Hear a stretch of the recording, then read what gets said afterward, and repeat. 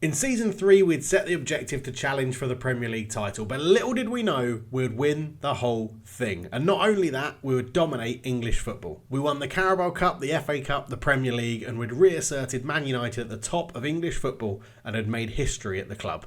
But let's recap everything that's happened so far to bring you up to date. After Ruben Amorim couldn't improve the fortunes of Man United and had the team languishing in 13th, Sir Jim Ratcliffe relied on Sir Dave Brailsford to find a data-loving head coach that could get the best out of the current players and focus on improving the team on the pitch by utilising known data. Once we got the job, Sir Jim had told us that he wasn't looking for a Moneyball approach. The budgets were there to be spent. He wanted the best that data could offer for the system that we wanted to play. So we set out an ambitious 5-year plan. First off, stabilise the club. Second, qualify back to the Champions League to get the big bucks. Third, challenge for the league title.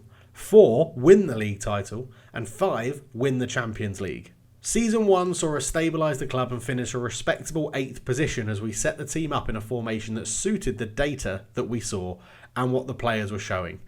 It allowed us to unlock our vision of how we wanted to play, including using a 2-striker partnership. The 8th place finish somehow qualified us for the Europa Conference League in Season 2. We duly went on to win it. It was Season 2 that saw us start to put our touches to the squad and tweak the tactic to match the underlying numbers we needed to achieve our next goals, get into the Champions League. We signed players that allowed us to hit these data metrics and we delivered. Top tier European football was coming back to Old Trafford. With Champions League football achieved, we continued to replace players with those showing better data than the players that we currently had at the club. This saw, amongst other big names, leave the club. Bruno Fernandes and Benjamin Sesko were replaced by Bergvall and Endrick. We were aiming for a title challenge and once again knew the data we had to hit to achieve this. And achieve it we did. We won the bloody league, the FA Cup and the Carabao Cup.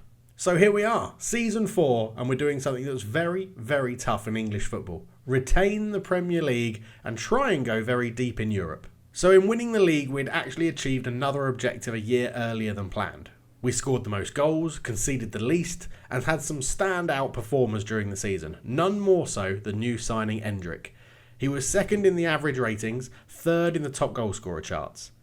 And it didn't stop there. When his loan move was made permanent for the agreed £73 million fee, we were boosted with some mega shirt sales. He was then voted the Young Player of the Year, and then came second in the World Golden Ball behind Lautaro Martinez. He wasn't the only player scooping up awards, as another new signing, Bradley Parkola, won the Playmaker Award for the season, and Philippe Jorgensen was awarded the Golden Glove. We also claimed Manager of the Year, but it's not about me. Endrick, Santos, De Ligt, Euro, Kadioglu and Jorgensen all made the Premier League Team of the Year. And we weren't just garnering interest from within English football, as a super wealthy foreign tycoon was eyeing up the club and was preparing to make an offer to Joel Glazer. With our objectives being ticked off all across the board, we actually only had one remaining thing left to do. Win the Champions League, and we've given ourselves 2 seasons to do it. However, Champions League teams are very hard to measure in terms of data. Because of the knockout style of the competition, the variation of opponents and styles of play from different countries, it's just very difficult to understand what data you need to hit. And of course, it's a knockout competition. By that very nature, anyone can show up and win on their day. Look at Porto under Mourinho. So what we did is we focused on improving on the numbers from the previous season that saw us dominate English football and make sure we cemented our place at the top of the league. To do that, we need to beat the 5-year average of points obtained by league winners rather than title challengers. In the 5 previous real-life seasons, the league winners secured 84, 91, 89, 93 and 86 points. So although in-game we won the league last season with our total of 87, that wouldn't have been good enough to win the league in 3 of the past 5 real-life seasons. Our points total was actually also under the average of 89 points needed to win the league in those 5 years. We still had work to do. Looking at the underlying numbers, we had to improve a lot of places. We needed 1 more win, 3 less draws, a better goal difference, and generally more points. It certainly won't be easy to improve, but the key takeaway is that our goal difference needs to be better. With our strikers, especially Endrick and Barcola, delivering as well as they did, we won't be looking to improve on them. But what we will see is what the data pulls up in terms of other positions. It is going to be hard to improve on what we've got, and therefore it's again time to lean into the marginal gains philosophy of Sir Dave Brailsford. And that meant we had some transfer business to do. So in terms of outs, we first shipped out youngster Jayden Camerson for £180,000 to League One Sheffield Wednesday. It was a move that was pretty easy to confirm because he was nowhere near threatening the first team at all. Joining him on the so-called scrap heap was Nazir Mazraoui. He had found himself redundant at both left back and right back, and we were happy to move him on for £20 million to Bournemouth. Also leaving the club was Kasper Dolberg, £35 million to Olympiakos. He had very clearly been usurped by Bradley Barcola and had no real need for him in that striker role anymore. So 3 outs for a combined £55 million. But before we could start the business of bringing in potential new signings, we were placed under a transfer embargo. Rival bids came to buy the club and they were being submitted left and right and centre. However, they resulted in nothing and our embargo was lifted. It actually really helped us out. It allowed us to scout players so thoroughly we knew exactly what we were getting. And as it turned out, we didn't need to scout very far. The first recruitment was at centre-back, with no really good prospects coming through, and knowing we wanted to challenge for the Champions League this year, we needed an upgrade for our rotation option Aiden Heaven. With a big transfer kitty, we could hunt for real talent. So we plumped for Spurs' Mickey van der Ven, who had put up some very good numbers at Spurs, but wanted a new challenge away from the London club. At 27, we were signing him in his peak, and he had brought some formidable recovery pace to our defence. 29 starts for Spurs in the previous season, he completed 94% of his passes, won 77% of his tackles, and 59% of his headers. I was confident those numbers would even increase when he stepped up to play for the English champions. It gave us superb depth with De Ligt, Yoro, Van der Ven and Heaven at centre-back options. We agreed a £67 million deal with Spurs and the Dutchman signed. Next up, I was looking for options on the wing. This would increase our dribbling, our crossing output, and let's be frank, between Guri, Cunha, Amadou and Mbeumo, we do have wonderful options, but 3 of them are African, and I was worried that either this year or next year they're all going to ship off to Africa at the same time to represent their countries. We plumped for Anthony Gordon. He doesn't have a spectacular profile, but he was putting up numbers similar and in places better than all of our current players. 91% pass completion rate with 52 key passes, 46% shots on target, and almost doubling his XG of 7.25 with 14 goals. But what really impressed me, 20% cross completion and an absolutely outstanding 4.43 dribbles completed per 90 minutes. Now it's key here to remember that Football Manager describes a successful dribble as dribbling past a man. So in essence, he was beating his defender 4 times a match.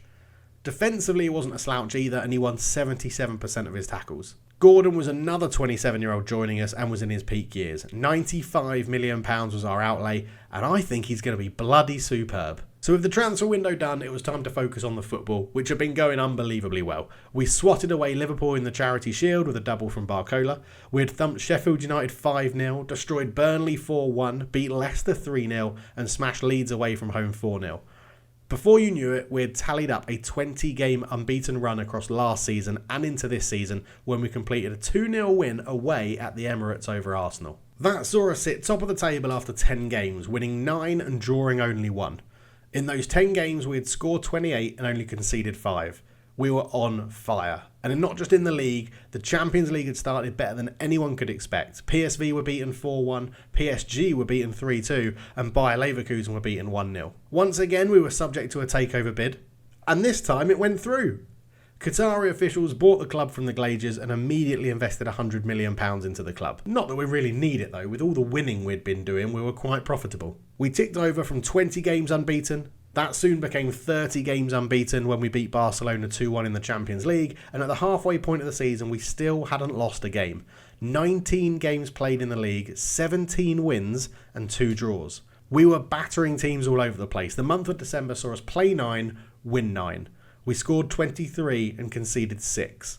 In this time, we faced Barcelona, Liverpool, Newcastle and Spurs amongst other teams. So after 19 games, we had scored 58 goals. That equated to 3.05 goals per game. We had created 108 chances in those games, which was 34 more than the team in second place, Arsenal. We had had 200 shots on target, which was over 30 more than second place Liverpool. We had the best shots on target ratio in the league and were completing more crosses than anyone else. We were progressing the ball through dribbles nearly 80 times more than the nearest team, and we were having the least amount of final third passes against us. We were flying. But then came Brighton. They beat us 1-0 at Old Trafford with a goal from Evan Ferguson after 4 minutes. We huffed and puffed but couldn't score. Our first loss in any competition all season. But there wasn't too much need to worry. We dusted ourselves down and beat Arsenal, Norwich, Leicester, Burnley, Fulham and Arsenal again to get back on track. Throughout this period we did have a surprise loss to Leipzig in the Champions League, 4-1 away in Germany, but that didn't stop us progressing through. We finished second in the league phase behind Real Madrid. February saw us play 6, win 4 and draw 2. This included a 7-2 drumming of Brentford. The final game in February was a 1-0 Champions League knockout win over PSG, which was emphatically compounded in March by battering them 3-0 back at Old Trafford. It set up a quarter-final tie against Barcelona. We got through to March and had the chance to retain our Carabao Cup, where we played rivals Man City. We won 1-0 with a goal from Barcola on the 30th minute mark and retained the trophy again. Heading into April and we were on cloud 9. One trophy was already in the bag, we were dominating the league and we were progressing well in Europe. Little did I know that April would be a bumper month consisting of 8 games. First up, Barcelona at Old Trafford. After we'd swatted aside PSG, we really should fear no one in world football. And we didn't. Goals from Dorgo from left back, Barcola and his strike partner Endrick gave us a thoroughly comfortable win against the Spaniards. The return leg in Catalonia ended 2-2, but we never had to really try and get out of first gear. The 3-0 lead, a 5-2 win on aggregate, we were comfortably into the semi-finals. In between the Barcelona games, a league draw against Aston Villa was a bit of a dampener, but we took out on West Ham after the Barcelona second leg, and in front of a sellout Old Trafford crowd, an early goal from Anthony Gordon, a penalty from Kobe Mainoo, and a lovely finish from Endrick wrapped up a 3-0 win.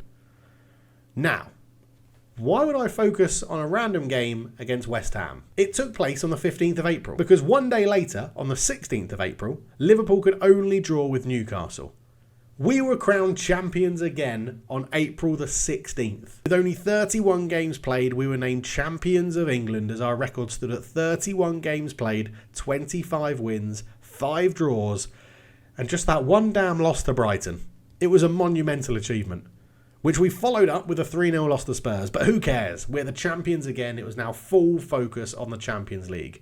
If we also didn't have an FA Cup final to play against Fulham. And what a cup final it was. Fulham had been in great form coming into this game and we had just suffered our 3rd loss of the season against Man City.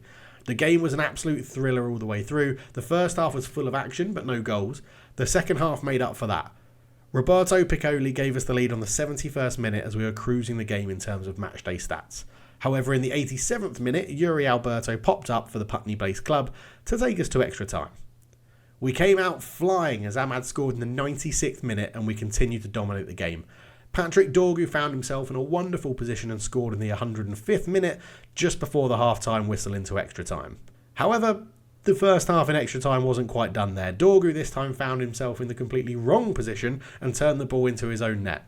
3-2 to us at half-time and extra time. We did manage to shut the game down for the remaining 15 minutes and held on to perform a double treble.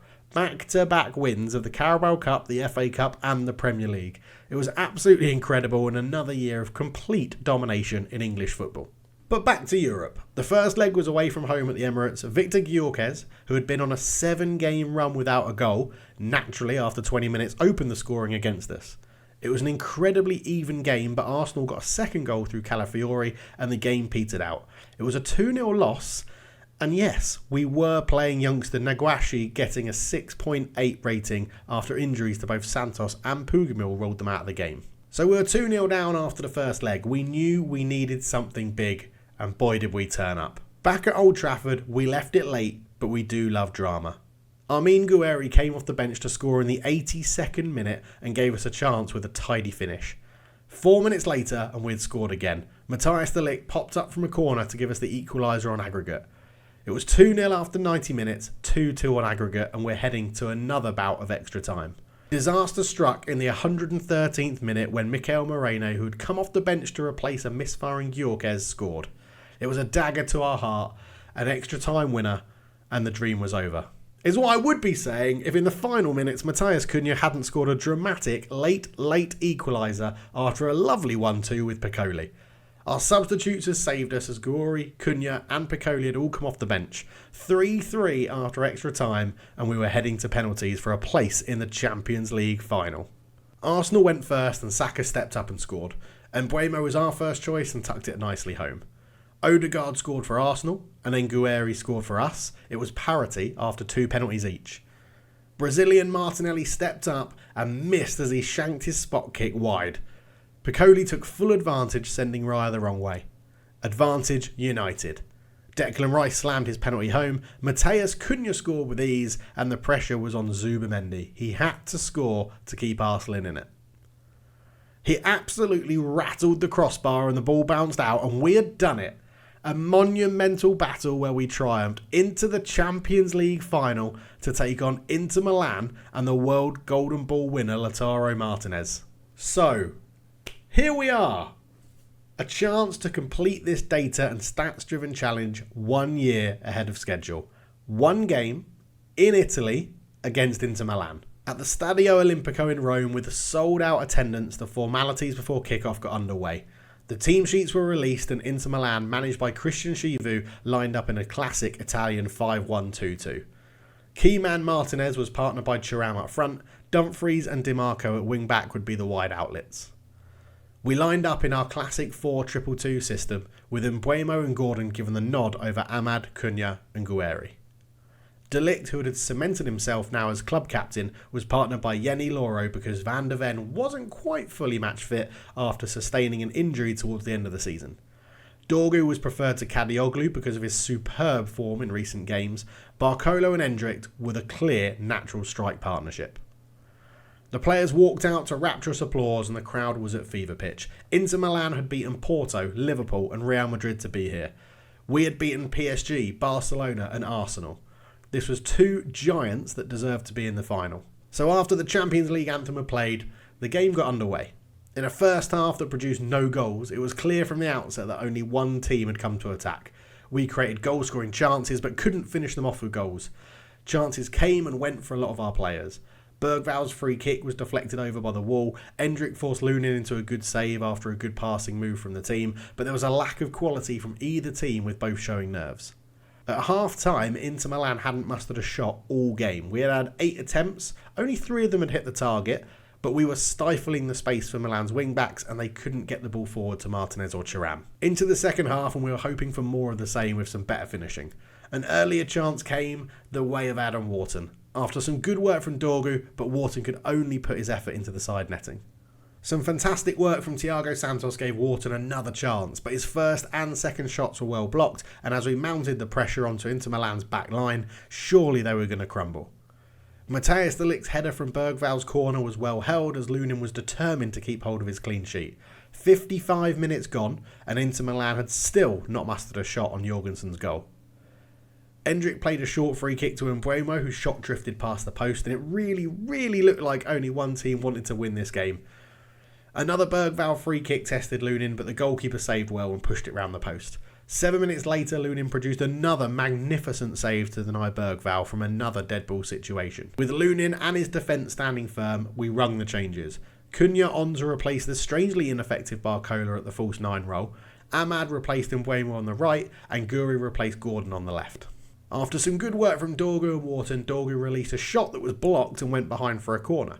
Bergval delivered an in-swinging ball with his right foot. It was headed away at the near post, but only as far as Amin Guerri. He took one touch and rifled in a shot through a crowd of players into the corner.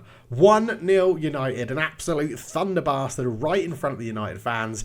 Absolute delirium. That goal finally forced Inter Milan out of their defensive shape and we had a chance to counter them. Di Marco fed in Thuram with a long ball forward. He went round an on-rushing Jorgensen, slipped the ball into an empty net, but the linesman was flagging for offside and VAR confirmed as a correct decision. Inter Milan started racking up the pressure and playing much more direct. De Ligt and Yoro were winning nearly everything. A tame shot was claimed very easily by Jorgensen. Wharton, who deserved a goal for his efforts in midfield, was denied again after an outstanding block in the box. Inter Milan changed to a 3-4-3 to try and push more men forward. We replaced Endrick with Piccoli to give us a target man option to hit balls up to. Hopefully he can hold the play up with 9 minutes to go. Some really good work from Guri won the ball back in our own half. It sprung a counter-attack. Ahmad, twisting, turning against his defender, fed the ball to Bergval, who gave the ball off to Santos, whose shot fired over the bar. Martinez was released by Di Pieri down the right wing. After a good dribble and a shot, it went straight at Jorgensen at the near post. With 2 minutes to go, we won a corner. A tired Inter Milan defence were doing everything they could to try and stop Ahmad running at them. Ahmad wasted a good 30 seconds over the corner, delivered a ball into the box. But with 1 minute to go, he picked up the loose ball. Bergval's then pass was intercepted. He attempted a 1-2 interchange and the move fizzled out. As we entered the final seconds of additional time, Inter Milan won a throw deep in our half. They had sent the goalkeeper up, but then didn't opt for the long throw and tried a quick 1-2. Bergval nicked in, and that was it. Full time. Winners 1-0. Come on. Man United were champions, 1-0 over Inter Milan, 22 shots to 6, 8 on target to 4, 14 corners to 3. An absolutely deserved victory as Man United reclaimed Europe's biggest prize. The players were ready and lifted the trophy high into the Rome sky. An absolutely unbelievable adventure, and what a journey. The 1-0 win in the Champions League completed a famous quadruple. Although the press would try and make you believe it was a quintuple because they call the Community Shield a trophy. We were hailed by Robin van Persie and the new Qatari board were absolutely delighted.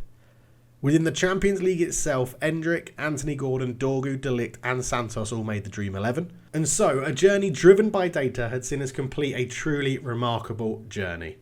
In 4 seasons, we've taken Man United from 13th to Champions League winners. And not only that, it's a team that's dominated English football. In total, we've won 1 Europa Conference League, 2 Premier League titles, 2 Carabao Cups, 2 FA Cups, a Community Shield and a Champions League. When we took over the club in 13th, we then finished 8th, 2nd, 1st and 1st. Yes, we've spent a lot of money to get to this point. 61 million at the end of Season 1, 232 million at the end of Season 2, 198 million before Season 3 had started, and 278 million prior to Season 4. In those final 2 seasons, we didn't make any signings in January. However, we did make our fair share of income as well. 42.5 million after Season 1, 257 million recouped in Season 2, 404 million recouped in Season 3, and then finally 37 million came into the club in Season 4. Some big name players move for big money, but it's bonkers that Endrick wasn't one of them on this list. 95.48 million for Anthony Gordon was the highest fee paid for a single player in this save, but I do feel like all of our signings pretty much worked out. We looked at them through the eyes of data performance and it worked really well. The sale of Benjamin Sesko for 96 million was our biggest single income for a player. That fee could rise to 100 million in time.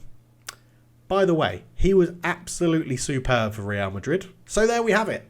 We end the season early by 1 season. We win everything England has to offer, twice. We walk away with the Champions League trophy. This save will be available to download in the Discord channel. There's a link in the description for that down below. But as ever, thank you all for your support. And if you've enjoyed it, please do leave a like and maybe subscribe if you want to see more series in the future. Coming up next is my classic Youth Academy challenge. It's going to be an absolute doozy. I'll do a video on how I find players using data both through player profiles and the player database search in the near future. There were a couple of you asking about youngsters and youth prospects in this save. A number of them did get minutes as we rotated the squad, but I ran out of time for this as part of this video. So you can download the file yourself, have a look and see what you think. A number of the youth players actually ended this season on loan in the Championship, which does allow you to therefore see their in-game data in more detail. But as we won the Champions League 1 year early, I guess you'll have to find out. So thanks for watching. And if you want to support the channel a little bit more, you can sign up for a membership like the legends that are on your screen now.